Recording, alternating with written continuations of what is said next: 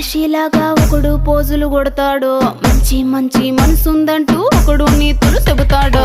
మంచి కాదు చెడ్డ కాదు అంతా ఒకటే జాతండి. దీపాలన్నీ ఆర్పేశాక